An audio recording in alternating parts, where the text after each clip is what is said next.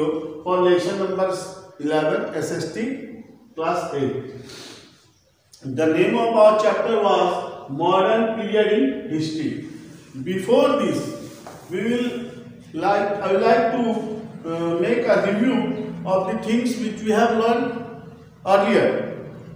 We have seen about the various aspects of history. History is being divided into three parts, and how different things do, different inventions, voyages, profitable trade, colonization, political revolution and industrial revolution happened in India, and how it changed the way of living of the people in India. Now, modern period in Indian history started from the coming of Britishers in India. After the death of Mughal Emperor Aurangzeb in 1707, India once again became unstable. Unstable means Aurangzeb has control on a large part of India sector, but after his death, all the little kingdoms, सभी छोटे-छोटे जो राज्य थे, which are under Aurangzeb's empire, they started to declaring themselves as independent kingdom. They are not ready to follow the rules and regulations which Aurangzeb has made.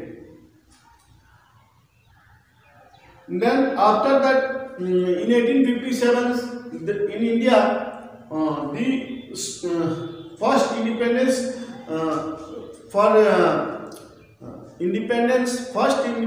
war for first independence occurred in India in 1857, and after that continuously India tried to get free from the Britishers, and ultimately in 1947 India got its freedom. अब हम लोग आगे देखने जा रहे हैं आज के चैप्टर में कि क्या आगे पॉइंट्स है। तो सोर्सेस, तो सोर्स का मतलब हो गया कि the sources from which we come to know about our past, जो बीते हुए समय के हमारे बारे में बता रहा है उन सोर्सेस के बारे में। तो there are two types of sources, primary sources and secondary sources. Under the primary sources comes the archaeological remains, original documents, photograph, video tapes etcetera. All these things come under the primary source materials. Archaeological remains, original documents means the documents which were written by the Britishers or the newspapers, or the photographs which were taken at that time, जो उस समय तस्वीरें ली गई थी। और बहुत सारे ऐसे मॉन्यूमेंट्स हैं जैसे gateway of India, India gate, या and many others, Victoria palace in Calcutta, ये सब क्या है, हमारे द्वारा नहीं बनाए गए। All these monuments are made by the Britishers during their period. All these monuments are made during the Britishers rule, and they are in good condition still today. आज भी वो लोग बढ़िया स्थिति में हैं, लोग वहाँ पे जाते हैं। Gateway of India in Mumbai, Victoria memorial, fort William in Kolkata etcetera, such archaeological sources. इनको देखने के बाद हमको उस समय का इंजीनियरिंग के बारे में पता चलता है कि वो लोग how much they are develop their skills, about their skills. अब हम लोग देखते हैं आगे literary sources. These sources for this period are different and in large quality. There are original documents which are carefully preserved in archives and museums. बहुत सारे ऐसे literary sources हैं जो आज भी मौजूद हैं अपने ओरिजिनल रूप में, ओरिजिनल फॉर्म में. उनको सेव किया गया में प्रिजर्व करके रखा गया म्यूजियम्स में. जैसे कोई बहुत बड़ा समझौता हुआ होगा, या उस समय जो न्यूज़पेपर्स छपे जाते होंगे, उस समय के न्यूज़पेपर्स को भी प्रिजर्व किया गया. तो इस तरीक़ा से हमारे पास लिटरेरी सोर्सेस भी हैं जिनको पढ़ने के बाद हमें पता चल सकता है या चल जाता है कि उस समय की स्थिति क्या थी, आर्थिक स्थिति क्या थी, लोगों की दशा क्या थी, उनकी सोच कैसी थी. अब हम लोग देखते हैं official records. During the time of the British there was a system of recording everything. उनके समय हर चीज को रिकॉर्ड करने का एक सिस्टम लागू किया गया था अंग्रेजों के समय, जिसको वो लोग फॉलो करते थे। Every decision and proceedings of each meeting were recorded and preserved carefully. या तो उनका वीडियो बना लेते थे या फिर जो भी रिटन डॉक्यूमेंट्स होता था उनको वो लोग प्रिजर्व कर लेते थे। This led to ability of each government document and help in historians immensely in their study of this period. और इन्हीं डॉक्यूमेंट्स ने बहुत मदद किया इतिहासकारों के लिए पिछले समय के बारे में जानकारी हासिल करने में। Most of the official records of this period are now preserved in national archives of India. आज भी ये रिकॉर्ड्स हैं। कहाँ पे रिकॉर्ड्स को प्रिजर्व किया गया? National archives of India. ये एक म्यूजियम है जहाँ पे रखा गया है सारे पुराने यादों को रिकॉर्ड्स के रूप में। वहाँ पे हम लोग समाहित करके रखे हैं। जब भी किसी की इच्छा होगी, अगर कोई उस समय के उस दौर के बारे में जानना चाहता है, they can visit and see this things. Survey reports. During the British rule, various survey were conducted like population survey, revenue survey, land survey.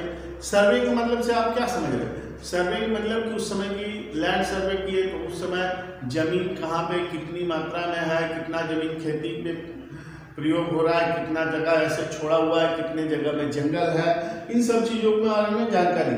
आबादी के बारे में कि कौन से राज्य में कितनी आबादी है और वहाँ के आबादी में औरतों का क्या हिस्सा है, मर्दों का क्या हिस्सा है। और उसके बाद रेवेन्यू सर्वे, कैसे टैक्स कलेक्ट वहाँ क्या किया जाता था उस समय के दौर में, और टैक्स कितना % लिया जाता था। ये सभी जानकारी हमें सर्वे रिपोर्ट्स के माध्यम से मिलती है। Indigenous records.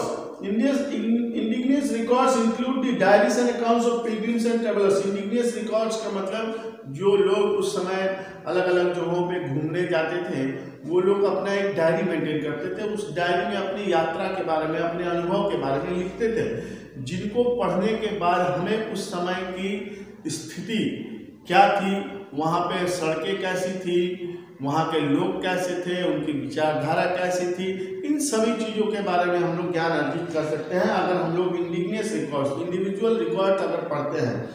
देखिए, the records could be in English और इन रीजनल लैंग्वेज। अब रिकॉर्ड्स उस समय का, अगर कोई ट्रैवलर हो, वो अंग्रेज हो तो इंग्लिश भाषा में लिखा होगा, अगर इंडियन ट्रैवलर है तो इंडियन भाषा में, रीजनल लैंग्वेज में लिखा होगा। Dadabhai नौरोजी's poverty and un-British rule in India highlighted the exploitative nature of British rule। Dadabhai Naoroji हमारे यहाँ एक समाज सेवी थे, वो क्रांतिकारी भी थे। देश को आज़ाद कराने में उन्होंने बहुत उनकी एक अहम भूमिका थी।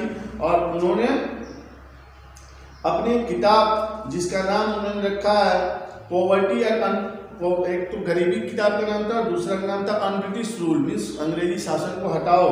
इसमें उन्होंने बताया था कि कैसे ब्रिटिश रूल हमारे देश के लिए खतरनाक है, कैसे वो लोग अपने पर्पस के लिए हमारा इस्तेमाल करते हैं। इन सभी चीज़ों को उन्होंने अपनी किताब में हाईलाइट किया है। During the ancient and medieval period, the source materials were not easily and abundantly available। Ancient period और मिडिवल पीरियड के सोर्स जो मटेरियल, जैसे यहाँ पे हम लोग रिकॉर्ड कर रहे थे या फिर फोटोग्राफ्स, ये सब चीज़ें उस समय मौजूद नहीं थी। इसलिए उस समय के बारे में जानने के लिए, हम जानने में हमें बहुत सारी मुश्किलें आती हैं। When sources are scarce, conclusions cannot be cross checked। अगर हमारे पास सोर्सेज बहुत कम है, अलग अलग माध्यम के सोर्स नहीं है, तो हम उसको क्रॉस चेक नहीं कर सकते। क्रॉस चेक का मतलब कि वो सही है कि गलत है, इस बात का हम लोग निर्णय नहीं ले सकते हैं। But in the modern period sources are abundant. लेकिन मॉडर्न युग में सोर्सेस की मात्रा बहुत ज़्यादा है। Hence a proper and authentic record of the events can easily be framed and historians can draw their conclusions logically। बहुत सारी चीज़ों के होने की वजह से क्या है, आप अलग अलग सोर्सेस का अध्ययन करेंगे और अध्ययन में आपको पता चलेगा कि हम लोग उसको क्रॉस चेक कर सकते हैं कि कौन सही है और कौन गलत है। तो we have finish this chapter and tomorrow I will provide you the question answers and all the exercise of this chapter. Till then,